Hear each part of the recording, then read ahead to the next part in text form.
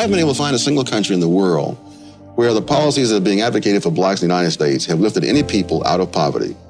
I've seen many examples around the world of people who began in poverty and ended in affluence. Not one of them has followed any pattern at all like what is being advocated for blacks in the United States. That's the economist and social critic Thomas Sowell, critiquing affirmative action back in 1981, in an age in which espousing unpopular ideas can destroy the careers of journalists and academics.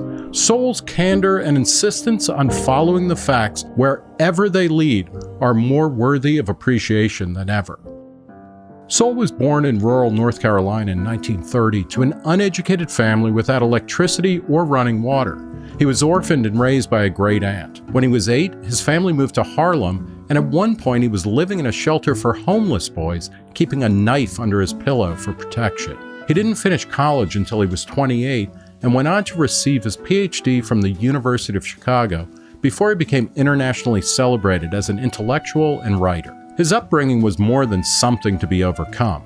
It profoundly shaped his scholarship, in particular by making him disdainful of elite intellectuals who impose their ideas on society through government. As Sowell wrote in his memoir, growing up, he had daily contact with people who were neither well-educated nor particularly genteel, but who had practical wisdom far beyond what I had. That gave him a lasting respect for the common sense of ordinary people, a factor routinely ignored by the intellectuals among whom I would later make my career. Sowell's provocative body of work on everything from race to childhood development to charter schools and their enemies is the subject of a new documentary and a forthcoming biography titled Maverick. He's someone who has been something of an intellectual loner throughout his career. Jason Riley is a senior fellow at the Manhattan Institute, a columnist at the Wall Street Journal, and the author behind the new documentary and biography of Sowell. Someone who has bucked convention, concerned himself with being a truth teller, being a straight shooter. Maybe this is a commentary on intellectuals today, is that makes him a maverick. Someone who puts truth above popularity, who doesn't concern himself with being politically correct. He follows the facts where they lead, whether or not the conclusion is a popular one. Riley says that Sowell's genius rests in his unwavering attention to empirical facts and data and policy outcomes regardless of intentions, a tendency that was sharpened by his PhD training at the University of Chicago under future Nobel Prize winners Milton Friedman, George Stigler, and Friedrich Hayek. This whole notion that the black family has always been disintegrating, that is nonsense, that his studies go up to 1925, the great bulk of black families were intact, two-parent families up through 1925, and going all the way back through the era of slavery. So it is now only within our own time that we suddenly see this inevitable tragedy, which the welfare system says it's going to rush in to solve. He was thinking like a Chicago economist. Essentially, it's an adherence to empiricism, to facts and logic, and putting that ahead of theory. Tom is much more interested in how an idea has panned out, what the evidence is for success or failure, rather than simply what the intent is. And I think that is what distinguishes him and much of the Chicago school from their counterparts at MIT or Harvard or other places, where there was much more of an emphasis, at least in the field of economics, on elegant theories and mathematics. When Sowell showed up at the University of Chicago for doctoral work, he called himself a Marxist, a designation he ultimately rejected not because of Milton Friedman's lectures, but because of his subsequent job experience in the federal government. I was still a Marxist after taking Milton Friedman's course, but one summer in the government was enough to let me say, no, this government is really not the answer. I mean, that is... Milton Friedman didn't cure you, but the federal government did. The federal government did. So never say the federal government doesn't do anything. One of Sowell's most brilliant works is Knowledge and Decisions, published in 1980. He elaborated on Austrian economist Friedrich Hayek's insight that information and knowledge are dispersed among people and markets in highly sophisticated yet unarticulated ways. That's something most intellectuals and planners ignore as they override the expertise and experience of the common man through government fiat. In a 1981 review of the book published in Reason, Hayek wrote that Sowell had not only broadened the application of the ideas and effectively carried the approach into new fields that I never considered, but he also succeeds in translating abstract and theoretical argument into a highly concrete and realistic discussion of the central problems of contemporary economic policy.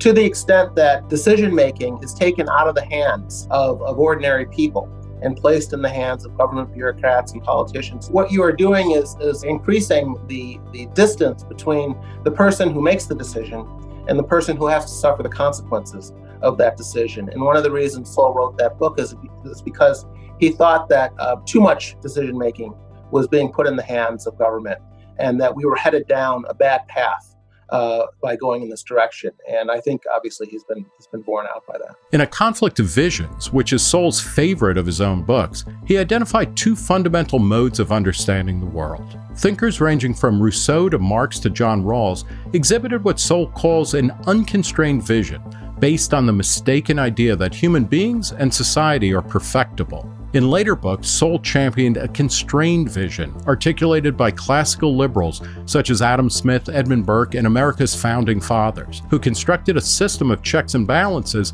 to protect man from his worst tendencies. The constrained vision rejects utopianism and instead holds that social progress comes from acknowledging that there are no perfect solutions, only trade-offs. As Burke wrote, "We cannot change the nature of things and of men, but must act upon them the best we can." Sowell's good friend and fellow amateur photographer, Harvard linguist Steven Pinker, draws a parallel between how cameras work and societies work. Tom once commented to me that to be a photographer, you have to master trade-offs.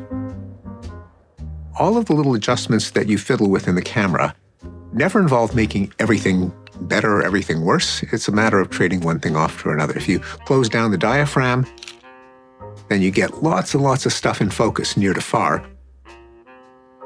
On the other hand, you're cutting down the amount of light. And a theme in Tom's work on society is that all policies involve trade-offs, and Tom often loses patience at people with sweeping visions. Here's how we can improve society. Here's a solution to a problem. And Tom points out in his political writings, there are no solutions, there are only trade-offs.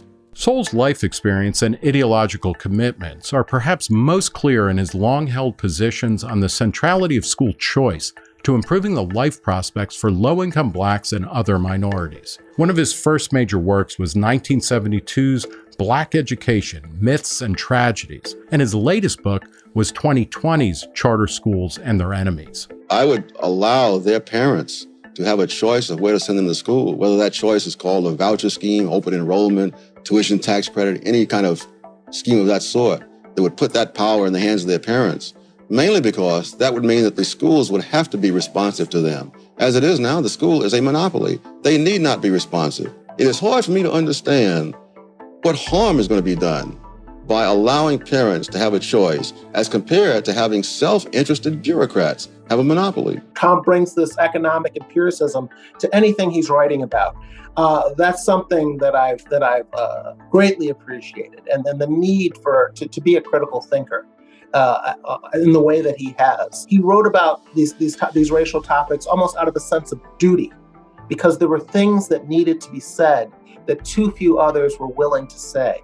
And I'm so glad he did his duty. I think we are so much better off for having this body of work out there to draw on that is still so relevant today. If he had spent his entire career writing about intellectual history, Jean-Baptiste Say, and the classical liberals, I'm sure he'd still be remembered as a great scholar. But I am so glad he decided to take the punches he's taken over this other stuff on race and ethnicity and culture, because I think for some of us, that's equally important. Despite disavowing utopianism and human perfectibility, Sowell has never wavered in a belief that things can and should get better if we put aside ideological priors, assess the facts on the ground, and work to give individuals more and better choices. I grew up in an era when people, and particularly blacks, were a lot poorer than today, faced a lot more discrimination than today, and in which the teenage pregnancy rate was a lot lower than today. I don't believe there is a predestined amount of teenage pregnancy, a predestined amount of husband desertion. Today, Sowell is in his 90s and still writing and publishing. Though his greatest scholarship is almost certainly behind him, his body of work will continue to have a profound impact on our understanding of the world long after he's gone.